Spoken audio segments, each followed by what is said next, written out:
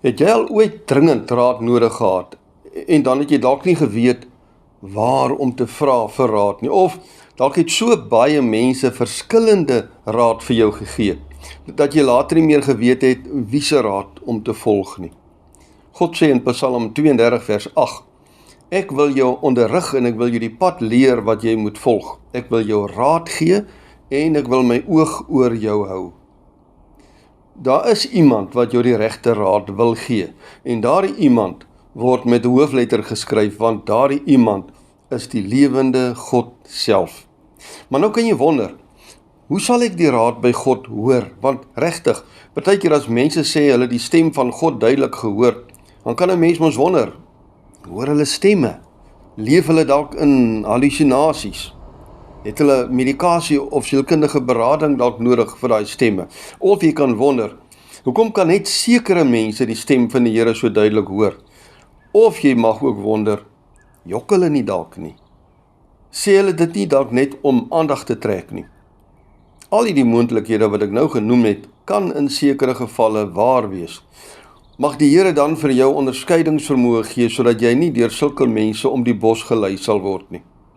Maar ek is ook net so seker, dat mense soms tog wel die waarheid praat, as hulle sê, hulle die stem van die Here gehoor. So, hoe hoor ek en jy, as die Here vir ons raad gee?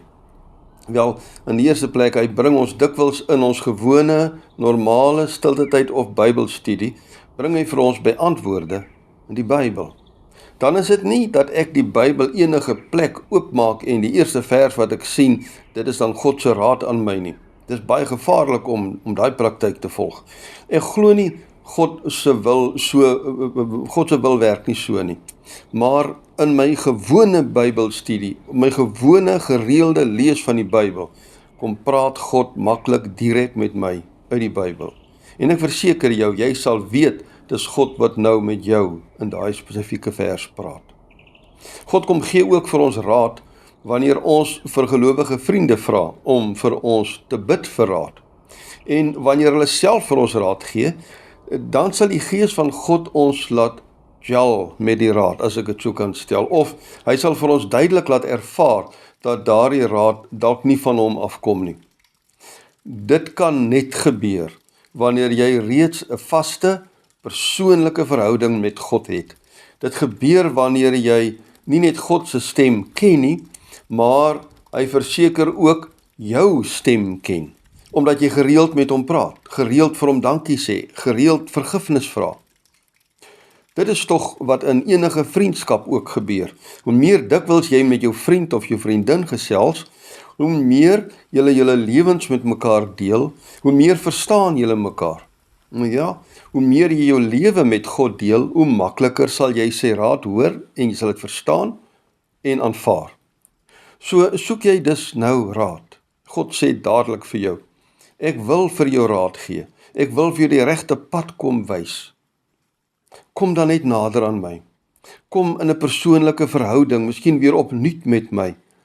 En dan sal jy my stem duidelik op verskillende maniere hoor, soos wat jy dit dalk nooit verwag het nie. Jy sal dit hoor in die Bybel, jy sal dit hoor deur jou vriende se gebede, jy sal dit ook in jou eie gees optel, wanneer my Heilige Gees met jou praat. En jy sal die raad aanvaar en daaruit kan gaan leef. God staan gereed om vir jou nou raad te gee. Kom bid dan daarvoor. Here God, ek bid vir elkeen wat op hierdie oomblik dringend na raad verlang, dat U vir hulle op U eie goddelike manier, vredevolle manier, die ware, die wyse raad sal kom gee vir die volgende stap of besluit, wat hulle nou in hulle lewe moet neem. Amen.